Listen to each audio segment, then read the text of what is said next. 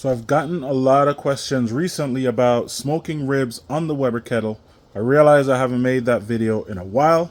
Let's go. So this is going to be a super simple setup.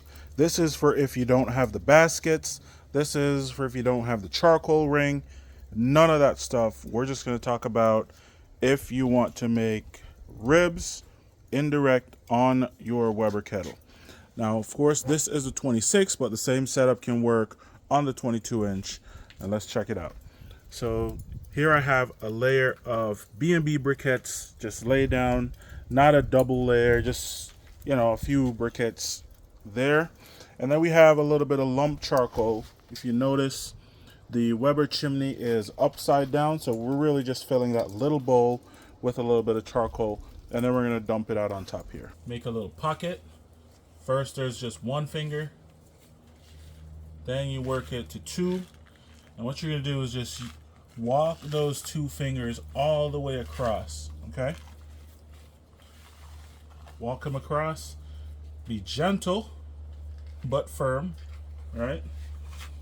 And then once you have that opening where you can fit your four fingers through there,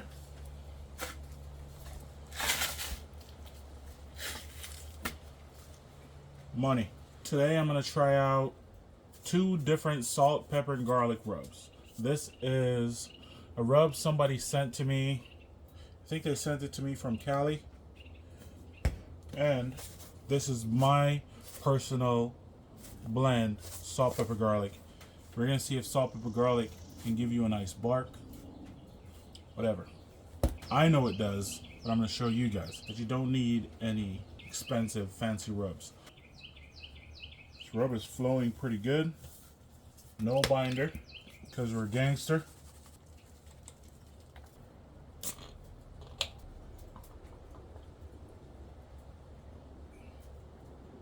So we gave that about 2 minutes. I'm going to flip these over.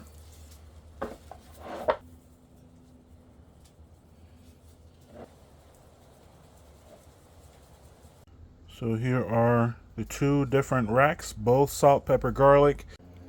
So now that we have our charcoal lit, we're going to go ahead and we're going to dump that on top of those unlit briquettes right here. So this is the setup we're using. We got our fire on this side. This is just a fire starter. It's going to burn out in just a little bit. We have the vents on the bottom right now wide open, and we're going to get everything set up. Need to have the vents opposite from the fire. We're going to close this down to the smallest possible opening. Top vents are going to go halfway down. Gauge directly over the heat to be saying between 300 and 350. Once your temps are kind of settled, you can go ahead and add your meat. When you're ready to start smoking, you have your meat on the opposite side from where the fire is, and now you're good to go. Now that you have the setup right, walk away from the grill. Go sit down, go drink your beer, go do something different. Don't stand and hover over the grill like a helicopter. We're going to check this back within an hour.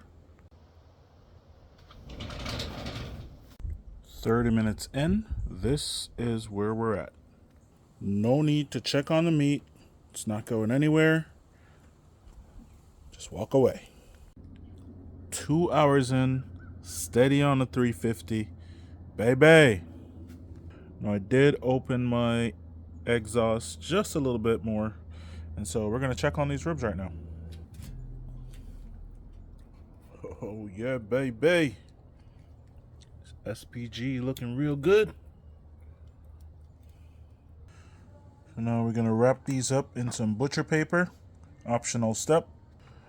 And just like the 4,000 other times before, nothing in my wrap. Wrapped up, back on the smoker, and ready to go. And now this is after the wrap, 30 minutes later, still trucking along. 3 hours in, let's check these ribs, baby. Now you guys saw how that held that steady temp for us. Let's see what it do. So that's how much fuel we got left. Didn't need to add anything to this. These are our ribs. So here we have the SPG number 1, SPG number 2, baby. Now let's see how they bend. Little flop.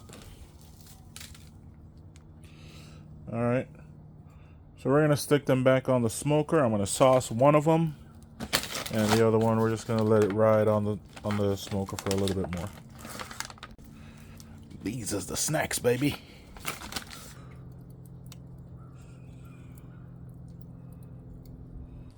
And the snacks are ready. Check this out.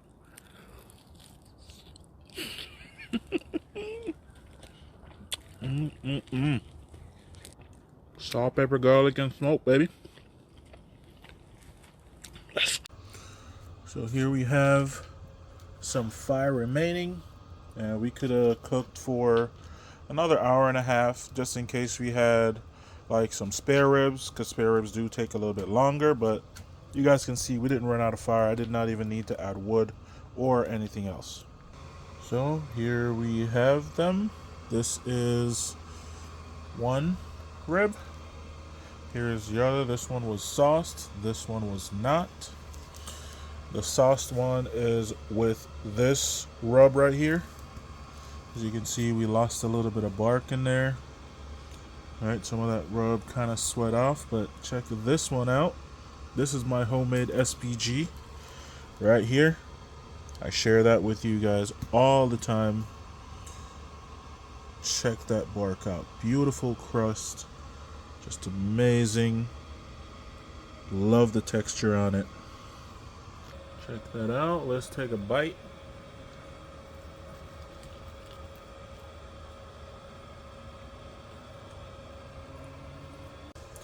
So that's it for this rib tutorial. Let me know if you guys try this method in your Weber kettle. Follow for more. There you go. And this one is not sauced.